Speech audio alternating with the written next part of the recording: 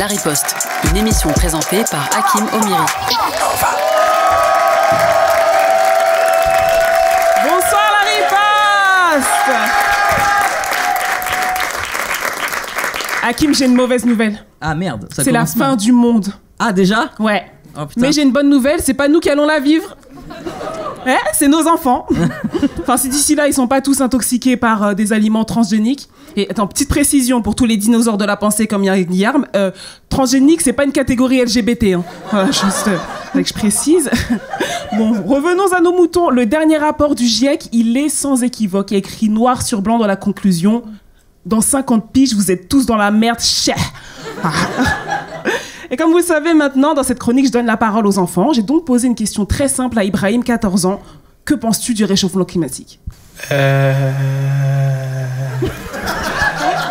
Bon, les ados, faut pas trop leur en demander. Hein. J'ai posé la même question à Caïs, 8 ans. Bon, en ce moment, il fait chaud, hein. Pour l'instant, il fait plus froid. Ouais, ok, super, merci, Evelyne Delia. Le mec, on lui parle de la fin du monde, il me parle de météo. Allez, on va écouter une fille pour une fois, la voix de la sagesse. Je suis sûre qu'on va en apprendre un peu plus avec Maïssa, 10 ans. Bah non, pour moi, il n'y a rien qu'à changer, hein. Bah super, merci, fin de chronique, salut, hein, merci, voilà, c'est incroyable. Comment ça, il n'y a rien qu'à changer? Elle est pas climato-sceptique, celle-là? 10 ans et déjà des idées proches de Donald Trump. Je vais pas parler des Mexicains parce que sinon on va se faire censurer. Et en parlant des USA, comment ne pas parler de pollution? Ça, c'est un sujet que les enfants, ils maîtrisent plutôt bien. Et Maïssa, elle a une idée de qui sont les plus gros pollueurs. Il y a des personnes, elles vont ouvrir par exemple un paquet de chips, elles vont le finir, elles vont le jeter par terre. Avec le vent, ça va s'emporter dans la mer. Tu te rends compte, Hakim? Ouais. Ça fait des semaines qu'on est en train de fustiger l'ancien ministre Christophe Castaner en mode hey, il travaille pour Chine. Alors qu'il y a des gens qui recyclent même pas leurs déchets. Ouais. Là, tu te rends compte. Vous savez, la poubelle jaune. Plastique, dans la poubelle jaune. Carton, dans la poubelle jaune. Pascal Pro, dans n'importe quelle poubelle. Vraiment, mettez-le où vous voulez, lui.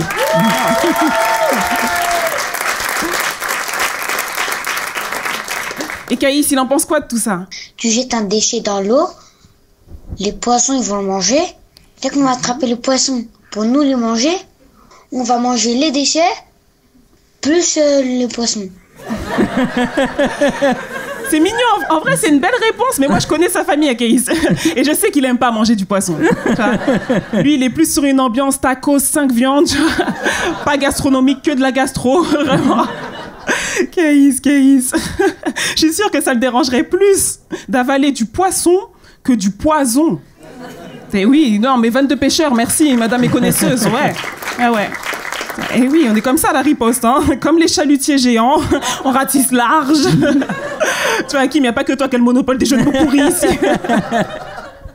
En tout cas, Ibrahim, pour lui, les responsables du réchauffement climatique, c'est surtout les gens puissants et il a quelque chose à leur dire. Polluer, c'est mal. Voilà. Bim. Hey.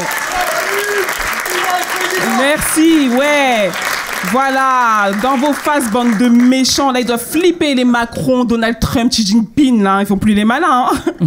Ceci dit, est-ce qu'il y a un espoir de s'en sortir sur Terre dans 50 ans? Qu'est-ce qu'on peut faire pour changer la Terre, Caïs? Bah rien, je mourrai, c'est tout. Ok, d'accord, super. Rassure-moi, Maïssa, t'as un espoir? Il peut y avoir des sécheresses, plus d'eau. Nous, on peut mourir d'eau ou de faim. On peut mourir par des raisons qu'il n'y a pas assez d'eau, de nourriture pour tout le monde. Donc, je pense qu'on peut mourir. Elle a dit 3 fois mourir dans la même phrase. Moi, je pense qu'il n'y a plus d'espoir du tout. Là, je compte vraiment sur Ibrahim, il a du haut de ses 14 ans. Est-ce qu'il a la solution? Il n'y a plus rien à faire. Tant que c'est des fous qui dirigent le monde, on va tous mourir dans d'atroces circonstances. Ah, voilà. Et c'est sur cette joyeuse note que je vais vous laisser, malheureusement. C'est bientôt la fin du monde. En tout cas, si la vérité sort de la bouche des enfants, eh ben on n'est pas dans la merde. Merci la riposte. Merci Lala. Radio Nova.